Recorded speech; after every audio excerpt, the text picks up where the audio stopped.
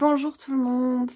Déjà bonne année à tous, j'espère que les fêtes de fin d'année se sont bien passées pour vous, que vous avez profité, que ce soit en famille, entre amis ou tout seul avec vos chats, si jamais c'est le cas.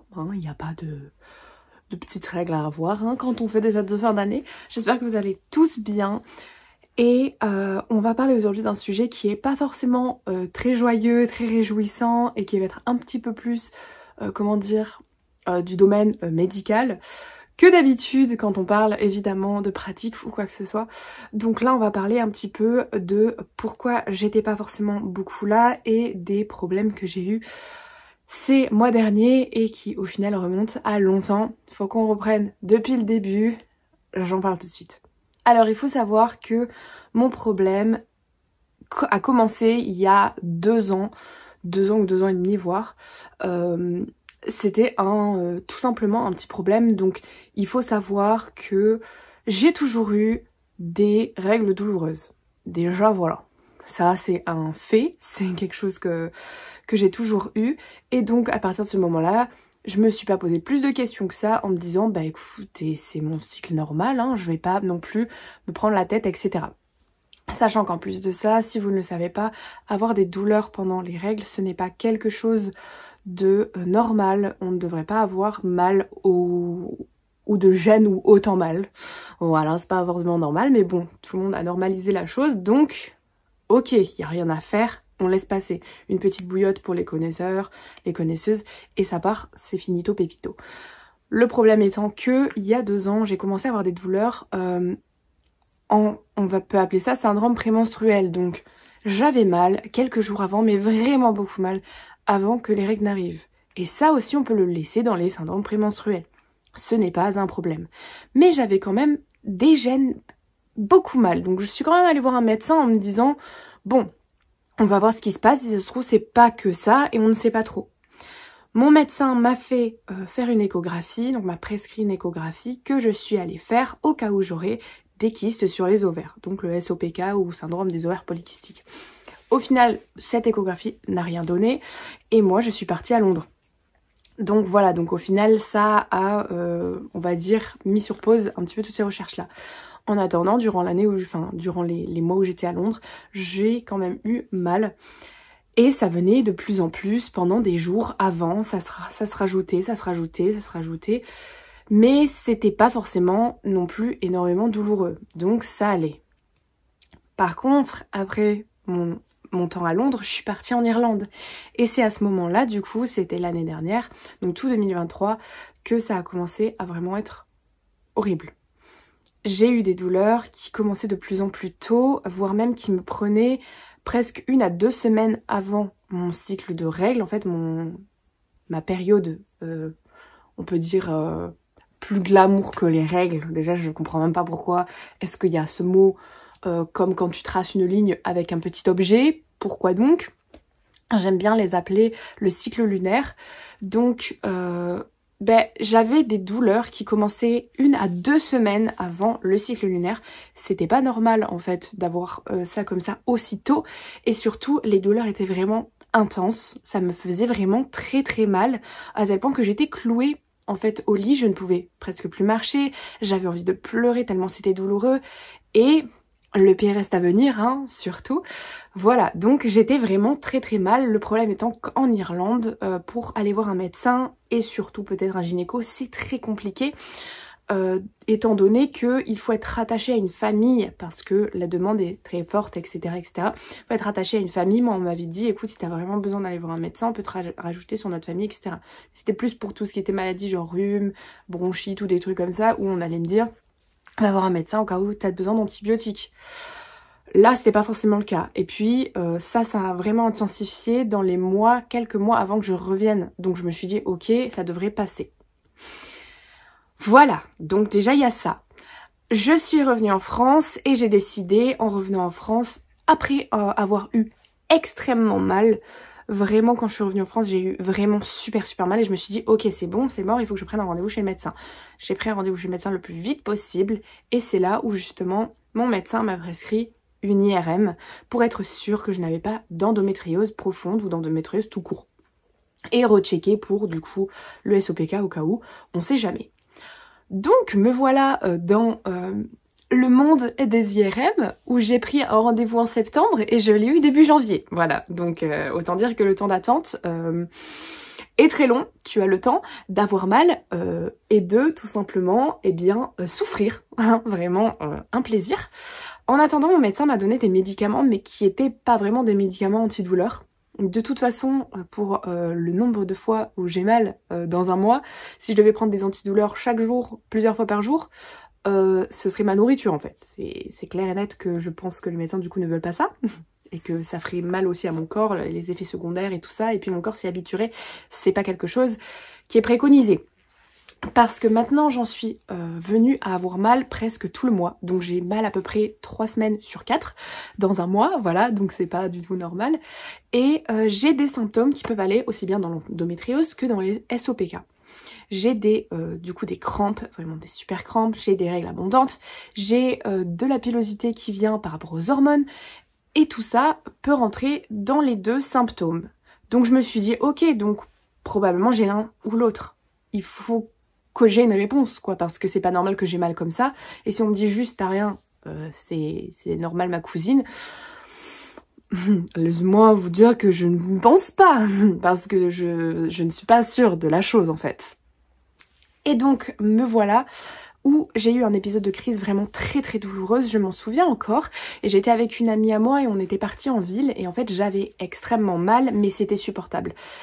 Et en fait la douleur va venir par vagues des fois. En fait il y a une douleur qui est tout le temps là, constante, dans les moments où j'ai mal, et ensuite elle va venir par vagues monter d'un coup et redescendre tout doucement et repartir sur un seuil constant de douleur mais qui est supportable. Mais quand elle monte, il y a une fois où vraiment j'ai failli clairement m'évanouir à un arrêt de tram parce que c'était trop douloureux. Et vraiment, aussi au boulot, mes collègues me disaient que j'étais vraiment très pâle et tout à certains moments et j'avais vraiment super mal. Et le seul moyen que j'ai trouvé pour apaiser un peu mes douleurs, ne serait-ce qu'un peu, c'est de prendre une bouillotte et de m'allonger ou de m'asseoir avec une bouillotte en fait, d'avoir un petit peu de chaud. Mais avoir mal comme ça tout le temps, tous les jours, pendant plusieurs semaines, ça m'a énormément fatiguée. Ce qui fait que j'ai eu un retard de sommeil, un retard de fatigue et que j'en en pouvais plus. Et j'étais vraiment super mal. Et donc je ne savais pas quoi faire. Donc j'avais juste une hâte, c'était d'avoir cette IRM en fait. Pour qu'on me dise, écoute, on a peut-être une solution pour toi. Je suis partie à l'IRM. J'avais pris un rendez-vous sans injection parce que sur ma petite feuille, ma petite ordonnance de mon médecin, il y avait marqué sans injection. Je suis arrivée à l'hôpital, du coup à la clinique. On m'a dit, bah écoutez, normalement c'est avec une injection, blablabla. J'étais là, d'accord, mais j'ai pas le produit du tout. Ok, on va vous la faire quand même, et ben merci, parce que j'ai quand même attendu... Bon, là il y a des mois qui sont passés là depuis. Hein. Donc j'ai eu ma petite IRM, au final on m'a injecté un produit... Attention, je ne veux pas vous faire peur encore une fois, mais l'injection du produit dure 5 heures, hein, pour toutes les personnes avec un utérus qui sont dans le même cas que moi. Voilà, préparez-vous à porter du sucre. Voilà, si vous avez une IRM pour endométriose avec injection, préparez du sucre. Parce qu'en fait, on vous injecte juste un produit. Alors, c'est pas douloureux l'injection, hein, juste il va faire un... Hop, c'est moins pire qu'une prise de sang parce que je déteste les aiguilles. J'adore les tatouages. Voilà. Mais je déteste les aiguilles pour tout ce qui est prise de sang, etc. Faut être à jeun 3 heures avant. Ça aussi, on me l'avait pas dit. Mais bon, comme j'ai mangé à midi au boulot, ben, j'étais à jeun puisque mon rendez-vous était à 16h20. Et donc, c'était bon. Mais donc, on t'injecte un petit truc et l'injection, c'est juste un produit qui va empêcher tous tes intestins et tes organes de bouger trop pendant l'IRM pour qu'on voit rien en fait, tout simplement. Donc c'est pas un truc qui vraiment va être horrible, tu sens rien toi. On te met une petite ceinture en fait pour te gainer, pour pas que ça bouge non plus. Mais le produit, là, vraiment, ils ont tous insisté. Hein. La dame à l'accueil, la secrétaire médicale a insisté, le monsieur qui me faisait passer l'IRM a insisté. Pendant 5 heures, vous allez être en hypoglycémie un peu extrême où... il faudra manger du sucre à balles. Alors c'est peut-être le rêve de certaines personnes, vous voyez, genre manger du sucre tout le temps, bonbons, gâteaux et tout, parfait. Moi j'étais là en mode, comment ça, il faut que je mange du sucre pendant 5 heures. C'est un peu trop là, je vais bien me laver les dents moi en rentrant chez moi. Et en fait, vraiment on a tous insisté, et ils ont tous insisté en me disant, écoutez, on fait l'IRM, on a une cabine où on se déshabille parce que bah il faut quand même que quand c'est pour le bidou, bah tu te retrouves en culotte quoi, t-shirt culotte, et on te dit bah écoutez, il faut que dès que vous rentrez dans la cabine, vous ne vous rhabillez même pas, vous mangez du sucre.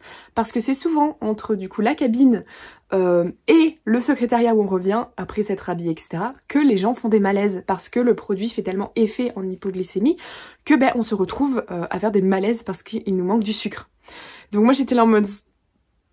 Ah oui, d'accord. Donc c'est ce degré-là d'hypoglycémie, quoi, d'accord. Et donc on m'a expliqué, au stade bas, donc quand t'as pas beaucoup d'hypoglycémie, enfin quand t'as pas beaucoup de glycémie plutôt, ou t'as pas beaucoup de sucre, tu vas te retrouver à avoir des vertiges et potentiellement faire des malaises. Et quand tu vas être en pic haut, parce qu'évidemment toi tu manges du sucre à balle pour pas que ça t'arrive, mais au bout d'un moment t'as mangé trop de sucre, sinon c'est pas drôle. Donc du coup tu vas te retrouver en pic haut, tu vas avoir la nausée. La nausée. Vraiment pendant des heures après l'injection, j'ai vraiment été en PLS, où j'étais là en mode un coup j'ai envie de vomir, un coup je vais m'effondrer. C'est un plaisir, un pur bonheur, hein, vraiment. Tout ça pour, au final, en plus, je n'ai même pas vu quelqu'un qui m'a expliqué comment les résultats étaient. C'est juste la secrétaire qui m'a appelé, j'ai repris mon dossier et juste au revoir, bonne journée, c'est finito pépito. Ok, mais du coup il y a quoi? Ben, c'est moi qui étais obligée de lire le rapport et heureusement que j'ai un minimum de connaissances dans le vocabulaire médical, etc. pour pouvoir savoir ce qui était marqué dessus. Au final on m'a dit... Madame, vous n'avez rien du tout, vous êtes en parfaite santé. Alors du coup, bah ça dégage quoi. Hein. Votre petite douleur, c'est parti. Et voilà, c'est tout. Ok, mais du coup, moi je souffre quand même. Je peux faire quoi? J'ai pas d'endométriose, j'ai pas de SOPK. Je fais quoi dans ma vie? Je souffre, c'est tout.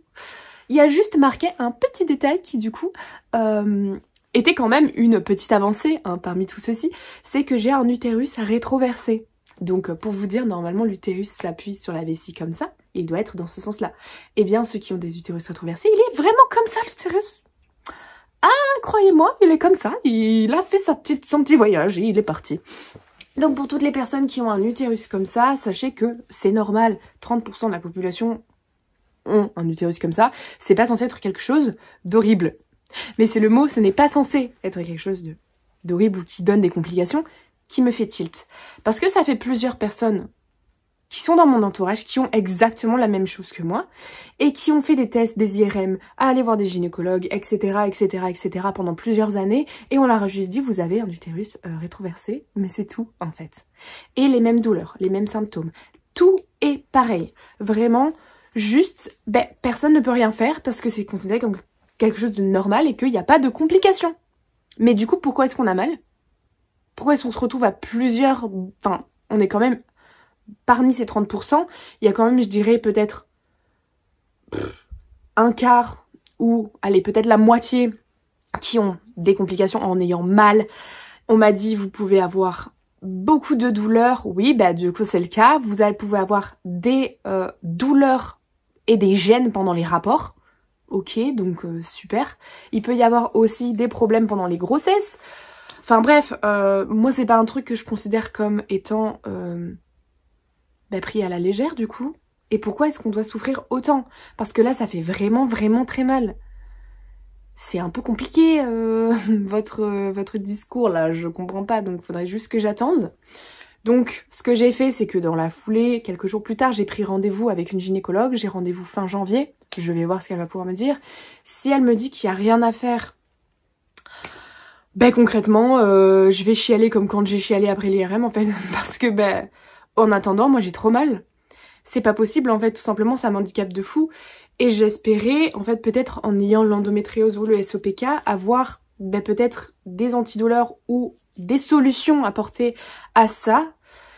Et j'espère que la douleur va pas trop m'handicaper dans ce que je veux faire au quotidien, dans ce que je fais au boulot, etc. Parce que c'est chiant en fait. Quand t'as mal, quand t'es pas bien, ben tu serres les dents et c'est tout ce que tu peux faire. Puisqu'on te dit il n'y a rien d'autre à faire en fait. Bah oui, vous êtes gentil, mais bon, au bout d'un moment... Donc je me suis renseignée aussi pour pouvoir, du côté de mes études, donc herboriste, de voir du coup si je peux pas avoir des petites tisanes ou des petites plantes ou des petits baumes ou des choses comme ça qui peuvent m'aider. Parce que j'en ai déjà testé quelques-unes et c'était forcément pas vraiment très concluant. L'ortie est très bon pour me redonner du fer pendant le cycle lunaire, mais mis à part ça, genre, ça n'atténue pas les douleurs. Donc il va falloir trouver quelque chose. Parce que là, c'est même en dehors du cycle, de la période où j'ai le cycle lunaire, c'est vraiment compliqué. Parce que concrètement, j'ai mal presque tout le temps. Donc c'est horrible. En fait, ça commence par des petits jours. En fait, si vous voulez, quand je dis 3 semaines sur 4, donc il y a une semaine où j'ai rien. Et dans la semaine où ça commence, en fait, c'est quelques petits jours parsemés, plusieurs fois par jour, j'ai mal. Et là, tu sens que tu commences voilà, à être dans le truc. La deuxième semaine, c'est presque tous les jours un petit peu, comme ça. Et alors la dernière semaine, ça tabasse la tronche. C'est vraiment genre tous les jours, t'as mal, t'as mal, t'as mal. Et alors les quelques jours avant les règles, vraiment, donc en fait les symptômes prémenstruels de la dernière semaine, c'est carrément genre toute la journée, j'ai eu vraiment 2-3 jours où toute la journée, une douleur aiguë venue de nulle part, qui faisait, elle aussi, en fait là c'est le seuil de douleur normale que j'ai, elle aussi entre hop ici, hop là, hop ici, ça faisait que ça, c'était une horreur, j'avais mal tout le temps. Du coup ça te rend aigri parce que forcément, t'es là, t'as mal, tu souffres et tout, du coup t'es un peu désagréable avec les gens parce que toi t'es en PLS et c'est pas ce que je veux, genre j'ai pas envie, les autres ils m'ont rien fait, hein, c'est juste mon utérus qui me tabasse la tronche, super.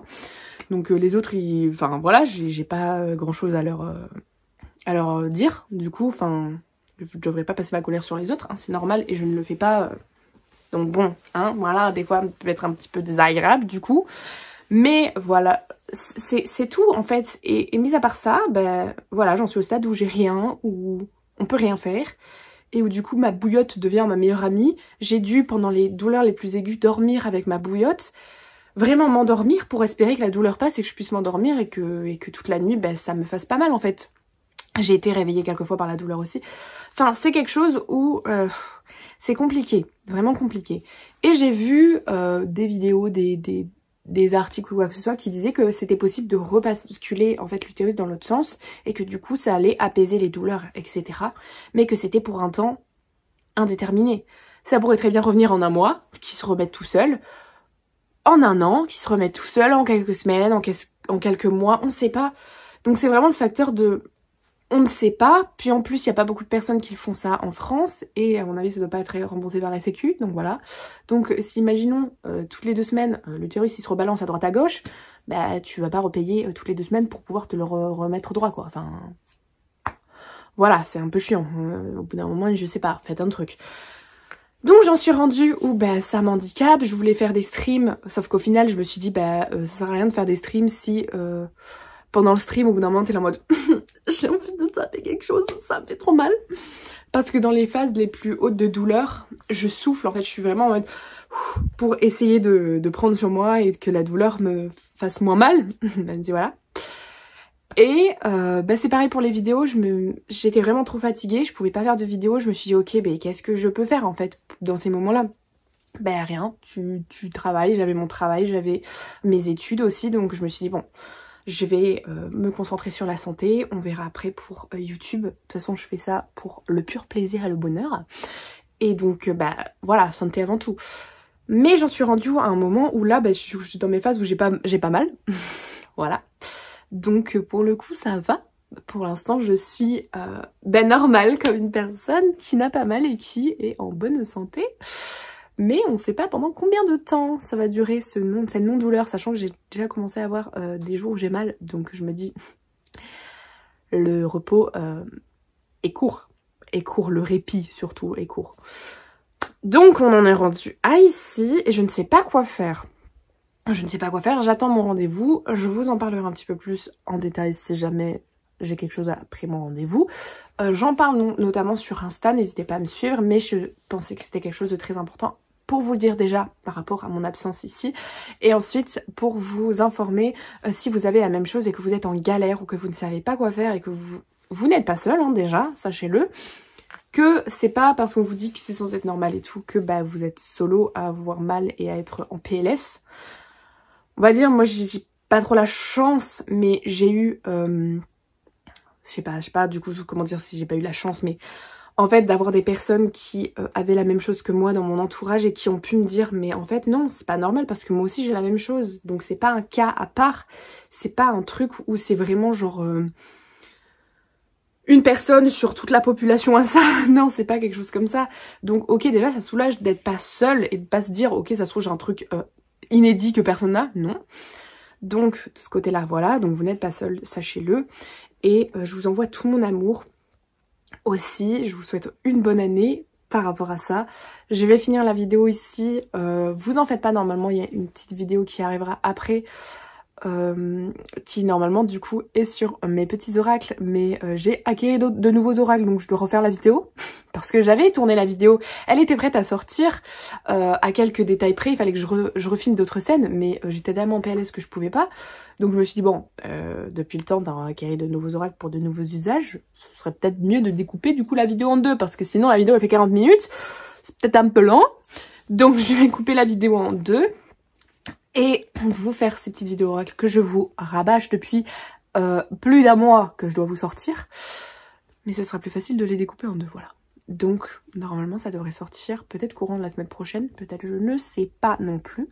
En tout cas, portez-vous bien, j'espère que votre santé à vous se porte bien. Je vous fais de gros bisous, je vous dis à la prochaine pour une prochaine aventure. N'hésitez surtout pas à jeter vos petits sorts de début d'année après toutes ces festivités. Et bye bye tout le monde!